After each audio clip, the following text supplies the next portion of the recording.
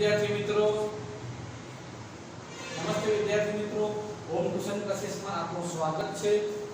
ધોરણ 10 સામાજિક વિજ્ઞાન પાઠ નંબર 15 આર્થિક વિકાસ અને ભાગ કયો તો ભાગ નંબર 3 વિશે વાત કરી। ભાગ કયો ભાઈ ભાગ નંબર 3 વિશે વાત કરી શું તો પહેલા ભાગમાં વાત કરી હતી રાષ્ટ્રીય આવક માથાદીઠ આવક જીવન ધોરણ आर्थिक वृद्धि और आर्थिक विकास नो तफावत। बीजा भागમાં વાત કરી ભારતીય અર્થકારણનું માળખું। તો ભારતીય અર્થકારણના માળખામાં કુલ 9 ટોપિક હતા જે 9 ટોપિક પૂરા કર્યા અને આજે આપણે ભાગ નંબર 3 વિશે માહિતી મેળવીશું।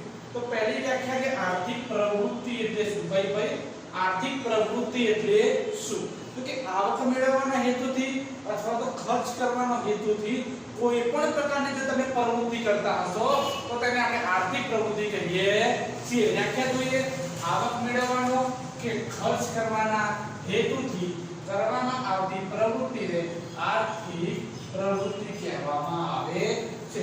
ખેડૂત કારીગરો શિક્ષકો વેપારીઓ આના ઉદાહરણ છે તો કે આવક મેળવવા માટે અથવા તો ખર્ચ કરવા માટે કોઈ પણ પ્રકારની તમે પ્રવૃત્તિ કરતા હશો તો તે પ્રવૃત્તિને આર્થિક પ્રવૃત્તિ તરીકે ઓળખવામાં આવે છે। ઉદાહરણ તરીકે ખેડૂત કારીગર શિક્ષક અને વેપારી આ ચારેના ઉદાહરણ છે। ખેડૂત કારીગર વેપારી શિક્ષક।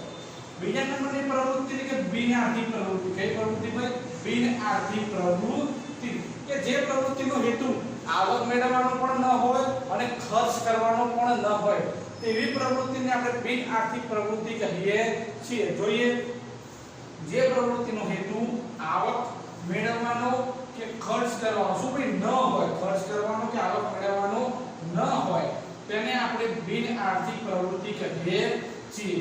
માતા પોતાના બાળકને ઉછેરે છે તો માતા પોતાના બાળકને ઉછેરે છે એમાં કોઈ પૈસા લે છે નહીં તો આવક મેળવવાનો પણ હેતુ નથી કે કોઈ ખર્ચ કરવાનો પણ હેતુ હોતો નથી। બીજું व्यक्ति समाज सेवाना कार्य करे छे तो व्यक्ति समाज सेवाना कार्य करे ने समाज એને થોડી પૈસા આપશે તો નહીં કે જે પ્રવૃત્તિનો હેતુ આવક મેળવવાનો કે ખર્ચ કરવાનો ન હોય તેને આપણે બિન આર્થિક પ્રવૃત્તિ કહીએ છીએ। તો આ બંને વ્યાખ્યા ઘણી વખત એક્ઝામમાં પૂછાયેલી છે। એના પછી આગળ વાત કરીએ ભારતીય અર્થકરણનું માળખું કે ભારતીય અર્થકરણના માળખાના કુલ કેટલા પ્રકાર પડશે કુલ 3 પ્રકાર પડે। કેટલા પ્રકાર પડશે ભાઈ કુલ 3 પ્રકાર પડે છે। કયા કયા તો કે એક તો પ્રાથમિક ક્ષેત્ર બીજા નંબરનું માધ્યમિક ક્ષેત્ર ત્રીજા નંબરનું સેવા ક્ષેત્ર આ 3 ભાગ પડે છે। આપણે ભાગમાં ભાઈ વિકાસશીલ અર્થતંત્રના જે 9 લક્ષણો હતા એની વાત કરેલી છે અને આમાં ભારતીય અર્થકારણનું માળખું એના કેટલા પ્રકાર પડશે 3 પ્રકાર પડે છે। તો પહેલો પ્રકાર જોઈએ પ્રાથમિક ક્ષેત્ર। કયું ક્ષેત્ર આવી ભાઈ પ્રાથમિક ક્ષેત્ર તો કે અર્થતંત્રમાં પ્રાથમિક ક્ષેત્રમાં સેના સાથે સંકળાયેલું છે પ્રાથમિક ક્ષેત્ર તો કે ખેતી તેમજ ખેતી સાથે સંકળાયેલી પ્રવૃત્તિ કેવી પ્રવૃત્તિ કે પશુપાલન ઉદ્યોગ પશુ સંવર્ધન મતલબ એની જાળવણી કરવાની મત્સ્ય ઉદ્યોગ મરઘા બતકા ઉછેર જંગલો કાચી ધાતુનું ખોદકામ આ વગેરેનો સમાવેશ પ્રાથમિક ક્ષેત્રમાં કરવામાં આવે છે। તો અર્થકારણના આ ક્ષેત્રમાં ખેતી તથા ખેતી સાથે સંકળાયેલી પ્રવૃત્તિ જેવી કે પશુપાલન પશુ સંવર્ધન મત્સ્ય ઉદ્યોગ મરઘા બતકા ઉછેર એના પછી જંગલો કાચી ધાતુઓનું ખોદકામ આ વગેરેનો સમાવેશ પ્રાથમિક ક્ષેત્રમાં કરવામાં આવે છે। પ્રાથમિક ક્ષેત્ર એટલે પ્રથમ વિભાગ। બીજા નંબરની વાત કરીએ તો માધ્યમિક ક્ષેત્ર કયું ક્ષેત્ર ભાઈ માધ્યમિક ક્ષેત્રની વાત કરીએ કે માધ્યમિક ક્ષેત્રમાં શેનો સમાવેશ થાય તો નાના મોટા ઉદ્યોગ નાના મોટા પાયાના ઉદ્યોગો અને બાંધકામ વગેરેનો સમાવેશ આપણે માધ્યમિક ક્ષેત્રમાં કરીએ છીએ। જોઈએ તો કે આ વિભાગમાં નાના મોટા પાયાના ઉદ્યોગો અને બાંધકામ વગેરેનો સમાવેશ આપણે માધ્યમિક ક્ષેત્રના ઉદ્યોગમાં કરીએ છીએ। એનું પણ ઉદાહરણ આપેલું છે કે નાની ટાંકણી કે નાની સોયથી લઈને મોટા યંત્ર સુધીનો સમાવેશ આપણે માધ્યમિક ક્ષેત્રમાં કરીએ છીએ। ટાંકણીથી લઈને મોટા યંત્ર સુધીનો સમાવેશ આપણે માધ્યમિક ક્ષેત્રમાં કરીએ છીએ।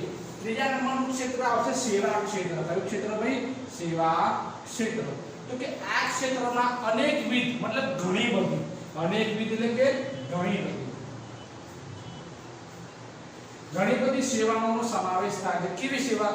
વેપાર કરવાની સેવા, સંદેશા વ્યવહાર, વીજળી, આરોગ્ય, શિક્ષણ, બેંકિંગની સેવા, વીમા કંપનીની સેવા, પ્રવાસની સેવા, દરિયાઈ સેવા, હવાઈ માર્ગની સેવા વગેરે પ્રકારની સેવાઓનો સમાવેશ આપણે સેવા ક્ષેત્રમાં કરીએ છીએ. તો જોઈએ આ ક્ષેત્રમાં અનેકવિધ સેવાઓનો સમાવેશ થાય જેવી કે વ્યાપારની સેવાઓ, સંદેશા વ્યવહાર, હવાઈ, દરિયાઈ માર્ગ, શિક્ષણ, આરોગ્ય, બેંકિંગ, વીમા કંપનીઓ, પ્રવાસ વગેરેનો સમાવેશ આપણે સેવા ક્ષેત્રમાં કરીએ છીએ.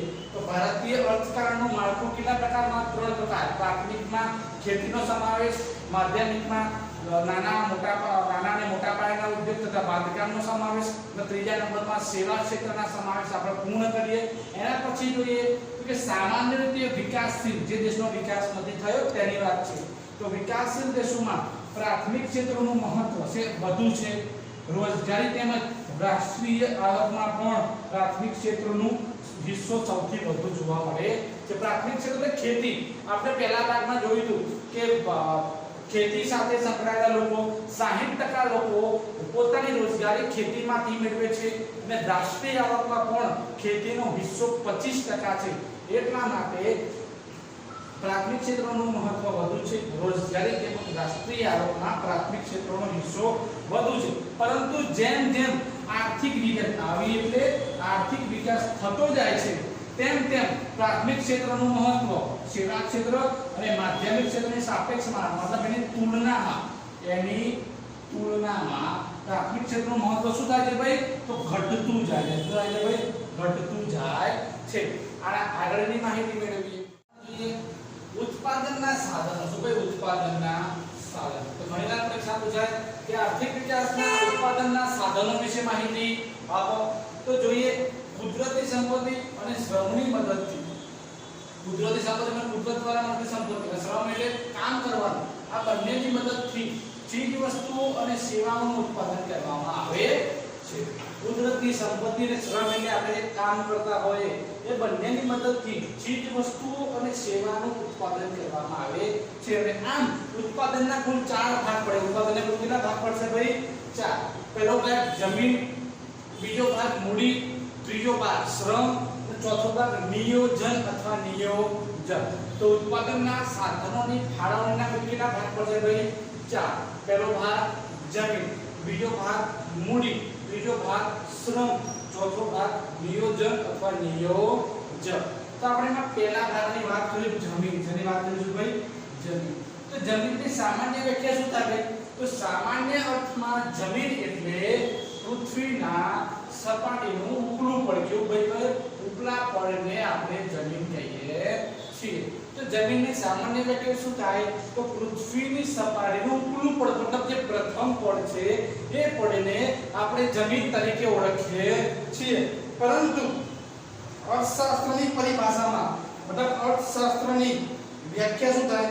તો કે અર્થશાસ્ત્રની પરિભાષામાં જમીન એટલે કે તમામ પ્રકારની કુદરતી સંપત્તિ કે જેમાં પૃથ્વીની સપાટી પર આવેલા જંગલો, નદીઓ, પર્વતો, પૃથ્વીના પેટાળમાં આવેલા ખનિજો, ધાતુઓ બધાનો સમાવેશ થાય જેને આપણે જમીન તરીકે ઓળખીએ છીએ. તો જમીનની સામાન્ય વ્યાખ્યા શું થઈ ગઈ કે પૃથ્વીની સપાટીનું ઉપલું પડ જેને જમીન કહેવાય. પરંતુ અર્થશાસ્ત્રની પરિભાષામાં જમીનની વ્યાખ્યા શું થાય? તો કે તમામ પ્રકારની કુદરતી સંપત્તિ કે જેમાં પૃથ્વીની સપાટી પર આવેલા જંગલો, નદીઓ, પર્વતો, પૃથ્વીની પેટાળમાં આવેલા ખનિજો અને ધાતુઓ વગેરેનો સમાવેશ જેમાં થતો હોય એને જમીન કહેવામાં આવે છે. અર્થશાસ્ત્રની પરિભાષામાં વાત થઈ. તેથી જમીન એ ઉત્પાદન કેવું કે કુદરત. હવે તમે નદી બનાવવા ગયા, જંગલ, પર્વત કઈ બનાવવા ગયા, કોઈ ખનિજનું નિર્માણ તમે કર્યું નહીં. તો આ બધું કુદરત દ્વારા આપણને મળેલી ભેટ છે. એટલા માટે જમીન એ ઉત્પાદનનું કેવું સાધન કે કુદરતી સાધન કહેવામાં આવે છે. તો પહેલો ભાગ પૂરો કર્યો આપણે જમીન એટલે શું. બીજા ભાગમાં વાત કરીશું મૂડીની. શેની વાત કરીશું ભાઈ?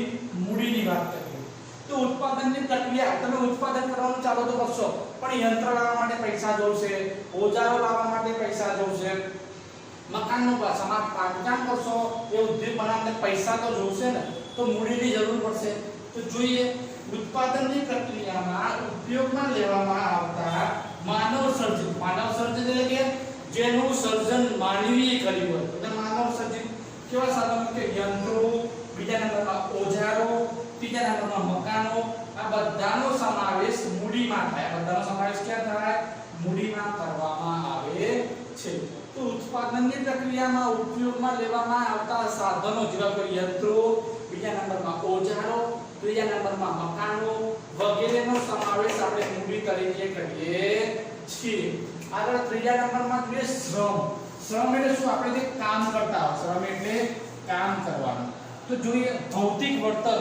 ભૌતિક વળતર તમે કોઈ બી કામ કરો, કોઈ પણ ધંધો કરશો, કેમ કરશો? તમને નફો મળશે, તમને પૈસા મળશે, એટલા માટે તમે કોઈ પણ કામ કરતા હોય કે ભૌતિક વળતરની અપેક્ષાએ મતલબ આપણને કંઈક મળશે એવી અપેક્ષાએ કરવામાં આવતા કોઈ પણ શારીરિક એટલે કે કાર્ય તરીકે અને માનસિક એટલે મગજથી જે પણ કાર્ય કરતા હોય એને શ્રમ કહેવામાં આવે છે. શું કહેવાય? શ્રમ. તો શારીરિક કાર્ય કયું, માનસિક કયું? તો કે ખેત મજૂરો. શ્રમ એ ઉત્પાદન કેવું સાધન કહેવાય? સજીવ કહેવાય. કેવું કહેવાય? સજીવ. તો કામ નિર્જીવ વ્યક્તિ તો કરશે નહીં. કોઈ યંત્ર હશે એને ચલાવવા માટે સ્વિચ પાડવા માટે પણ માણસ જોઈશે. તો શું કહે છે ભાઈ? તો કે શ્રમ એ ઉત્પાદનનું કેવું સાધન કહેવાય? સજીવ એટલે નિર્જીવ કહેવામાં આવતું નથી. મૂડી એ માનવ સર્જિત સાધન છે, શ્રમ એ ઉત્પાદનનું સજીવ સાધન કહેવામાં આવે છે. ખેત મજૂરો તો શારીરિક કામ કરશે, કામદારો એ પણ શારીરિક કામ કરશે, શિક્ષકો એ પણ લખીને શારીરિક કામ કરશે, ડોક્ટરો, કારીગરોનો સમાવેશ તો આમાં શ્રમમાં કરવામાં આવે છે. તો ખેત મજૂરો, કામદારો, શિક્ષકો, ડોક્ટરો, કારીગરો વગેરેનો સમાવેશ આપણે શ્રમમાં કરવામાં આવે છે. તો છેલ્લો મુદ્દો નિયોજન અથવા નિયોજક. નિયોજન અથવા નિયોજક એની વાત કરીએ કે ઉત્પાદનની પ્રક્રિયામાં જમીન વાત કરી, મૂડીની વાત કરી અને શ્રમ જેવા ત્રણેય સાધનો નફાના હેતુથી કુશળતાપૂર્વક સંયોજન કરનાર વ્યક્તિને નિયોજક કહેવાય. મતલબ મેં જમીન પણ લઈ લીધી, એના પર મૂડી રોકીને બાંધકામ પણ કરી દીધું, શ્રમથી મેં કારીગરો લાવી દીધા, પણ આ બધું કરવા માટે મારી બુદ્ધિ જોઈશે, બીજી વ્યક્તિ બુદ્ધિ જોઈશે, કુશળતાપૂર્વક મારું સંયોજન મતલબ મારે આયોજન કરવું પડશે તો આ કામ થશે. તે કામ કરનાર જે વ્યક્તિ હશે એ વ્યક્તિને આપણે નિયોજક કહેવામાં આવે છે. નિયોજક અથવા નિયોજન તરીકે આપણે એને ઓળખીએ છીએ.